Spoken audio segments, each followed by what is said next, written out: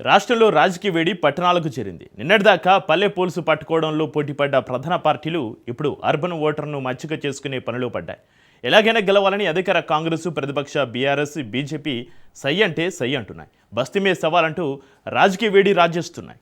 Dynamite లాంటి డైలాగులతోటి దూకుడు పెంచాయి.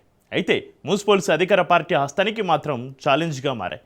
గెలుపు బాధ్యతలను మంత్రుల భుజాలపై వేయడంతో వారికి పెద్ద తలనొప్పిగా మారినట్లుగా తెలుస్తుంది. స్థానిక నేతలను సమన్వయం చేయడం, వర్గపోరుకు చెక్ పెట్టడం సవాల్గా మారింది.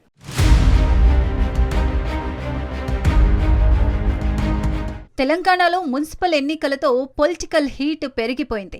అన్ని ప్రధాన పార్టీలు అధికారాన్ని దక్కించుకోవడమే లక్ష్యంగా భారీ వ్యూహరచన చేస్తున్నాయి. మినీ పోల్స్ ప్రచార పర్వం ఇప్పుడు క్లైమాక్స్ కు చేరుకుంది. అగ్రనేతల రాకతో మున్సిపాలిటీల్లో సందడి నెలకొంది. తెలంగాణలోని అధికార పార్టీ ఎమ్మెల్యేలకు మున్సిపల్ ఎన్నికలు కత్తిమీద సాములా మారాయి.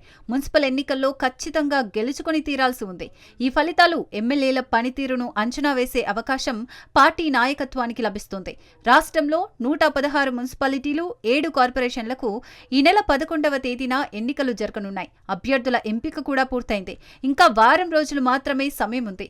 బీ ఫారం దక్కని అభ్యర్థులు అసంతృప్తిలో ఉన్నారు. వారు అనేక చోట్ల ఆందోళనలకు కూడా దిగుతున్నారు. వారిని బుజ్జగించి పార్టీ కోసం పనిచేయించడం ఒక రకంగా తలకు మించిన భారంగానే చూడాలి.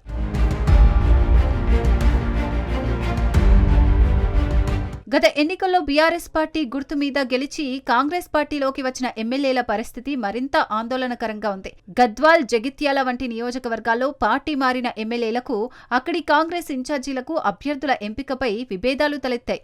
జగిత్యాలలో అయితే ఎమ్మెల్యే సంజీవ్ కుమార్ వర్గానికి 30 వార్డులు, మాజీ ఎమ్మెల్యే జీవన్ రెడ్డికి 20 వార్డులు వచ్చాయి. మధ్య మార్గంగా సర్దుకుపోవాలని చెప్పినా అందుకు ఒరిజినల్ కాంగ్రెస్ నేతలు అంగీకరించడం లేదు.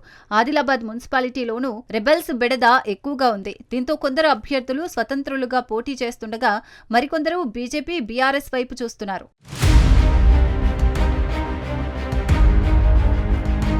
ఇక మున్సిపల్ ఎన్నికలపై సీరియస్ గా ఫోకస్ పెట్టింది అధికార హస్తం పార్టీ. మెజారిటీ స్థానాలు కైవశం చేసుకోవడమే టార్గెట్ గా పావులు కదుపుతోంది.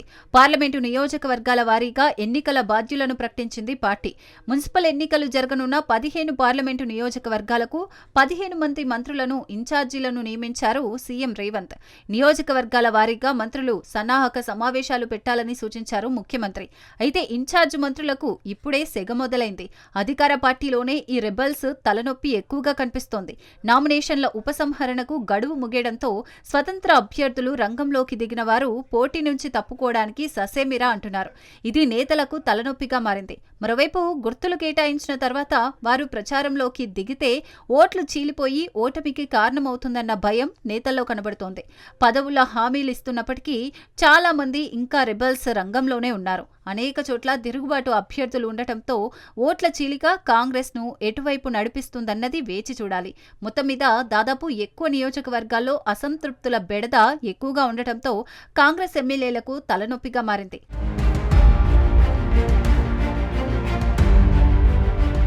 పంచాయతీ ఎన్నికల్లో సత్తాచాటం అసలే పట్టణ ప్రాంతాలు, నియోజకవర్గ హెడ్ క్వార్టర్లు, మున్సిపల్స్ లో జెండా ఎగరవేయాల్సిందే. ఇందుకోసం స్పెషల్ ప్లాన్ రెడీ చేసింది హస్తం పార్టీ. ఏకంగా ఆమాత్యులకు ఇన్ఛార్జ్ బాధ్యతలు అప్పగించింది. కానీ పురపోరు వేళ వర్గపోరు కాకరేపుతోంది. టికెట్ ఫైట్, వర్గపోరును చూసి హడలెత్తిపోతున్నారట ఇన్ఛార్జ్ మంత్రులు. గాంధీభవన్ సాక్షిగా జరిగిన జగిత్యాల ఎపిసోడ్తో ఆమాత్యులు ఆలోచనలో పడిపోయారట. స్థానిక నేతలను సమన్వయం చేసే బాధ్యత తమకొద్దంటూ తేల్చి చెప్తున్నారట. మున్సిపల్ ఎన్నికల్లో ఎలాంటి మిస్టేక్ జరిగినా తమపై ఎఫెక్ట్ పడుతుందని మంత్రులు ఆందోళన చెందుతున్నారట. పార్టీ ఇచ్చిన టార్గెట్ రీచ్ అయ్యేందుకు కష్టపడి పనిచేయడానికి తాము సిద్ధంగా ఉన్నప్పటికీ గ్రూప్ వారి నేపథ్యంలో అతిపెద్ద సమస్యగా మారిందట. గ్రూపు తగాదాలు పార్టీకి నష్టంగా మారే ప్రమాదముందట. పంచాయతీ ఎన్నికల్లో రెబల్స్ వల్లే హస్తం పార్టీ అనుకున్న టార్గెట్ను రీచ్ కాలేదంటున్నారు. ఇక మున్సిపల్ ఎన్నికల్లో వర్గపోరుకు ఎలా చెక్ పెడుతుందో చూడాలి మరి.